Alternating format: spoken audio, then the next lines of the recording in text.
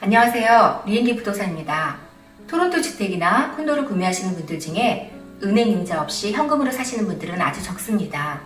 대부분의 구매자들은 주택이나 콘도 구입가에 적게는 5%에서 많게는 50% 정도 다운페이를 하고 나머지는 금융기관에서 모기지를 얻는 것이 부동산을 구매하는 일반적인 절차입니다.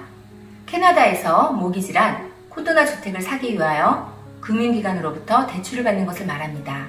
이번 시간에는 모기지에 대해서 알아보도록 하겠습니다. 모기지에 대해 궁금하신 분은 이 영상을 끝까지 시청해주세요. 모기지 프로그램은 어떤 종류가 있을까요?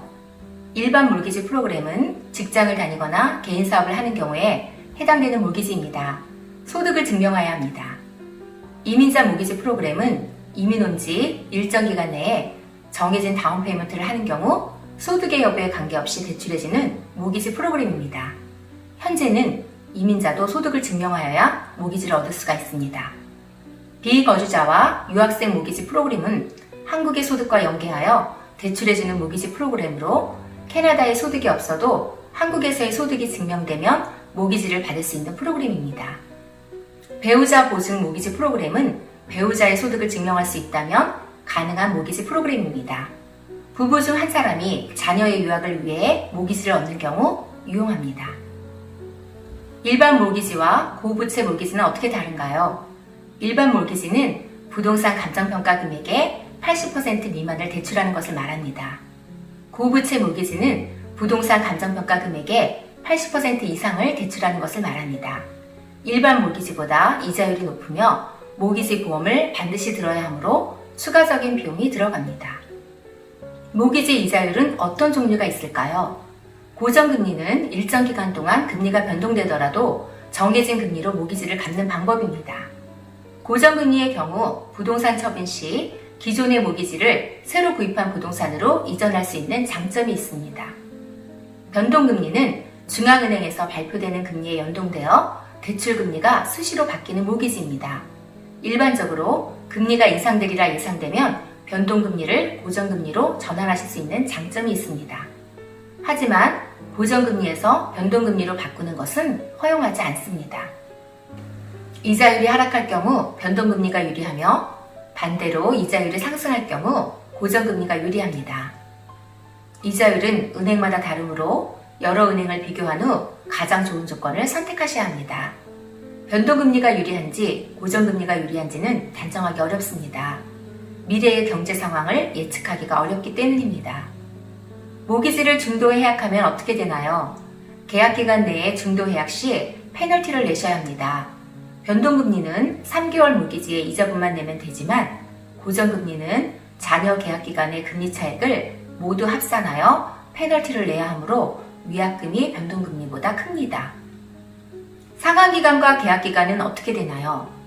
모기지 상환기간은 보통 10년, 20년, 25년, 30년 상환도 가능하며 계약 시 정할 수 있습니다. 상환기간이 길수록 매월 내는 모기지 금액이 작습니다. 이자 비용이 발생하므로 개인의 재정 상태를 고려하여 상환기간을 설정하셔야 합니다. 계약기간은 보통 5년 고정, 5년 변동이 가장 많지만 3년 고정이나 1년 고정도 가능합니다. 계약 시 개인의 상황에 따라 선택할 수 있습니다. 계약 기간이 끝난 경우에 계약을 연장하거나 은행을 바꾸실 수 있습니다. 은행에 따라 계약 기간 중 모기지 금액의 일부를 중도 상환하는 것을 허용하는 경우도 있습니다. 오픈 몰기지와 클로즈드 몰기지는 무엇이 다른가요? 오픈 몰기지는 정해진 기간 내에 아무 때나 페널티 없이 해약할 수 있는 장점이 있습니다. 하지만 이자율은 클로즈드 몰기지보다 높은 단점이 있습니다. 단기간에 이사할 계획이 있는 분에게 좋습니다. 클로즈드 몰기지는 정해진 기간 내에 해약할 경우 페널티를 내셔야 합니다. 이자율은 오픈 몰기지보다 저렴한 장점이 있습니다. 모기지 한도액은 어떻게 결정하나요? 모기지의 한도는 GDS와 TDS 비율에 의해서 결정됩니다. 이것은 정부의 모기지 정책에 따라 수시로 변동됩니다. GDS 비율은 모기지 월 상환금, 월 재산세, 월 난방비와 콘도 관리비의 50%를 합한 총액이 월 평균 소득의 32에서 39%를 넘지 않는 범위 내에서 모기지 대출 금액이 결정됩니다. TDS 비율은 GDS 항목에 자동차 월 할부금, 신용카드 대금 등과 같은 기타 부채의 합이 월 평균 소득의 40에서 44%를 넘지 않는 범위 내에서 모기지 대출 금액이 결정됩니다. 모기지 프리 어프루블은 무엇인가요?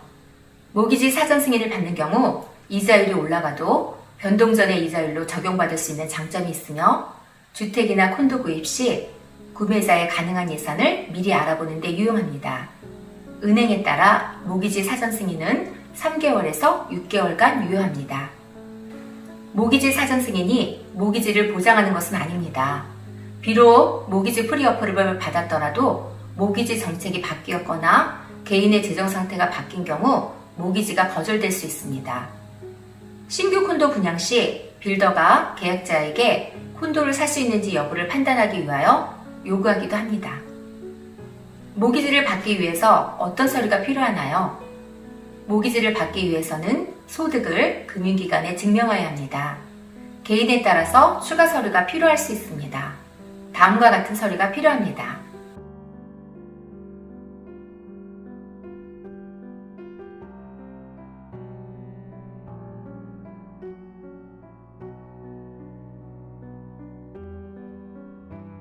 저희 팀은 많은 부동산 거래로 축적된 노하우로 고객에 맞는 최적의 모기지를 찾아드립니다.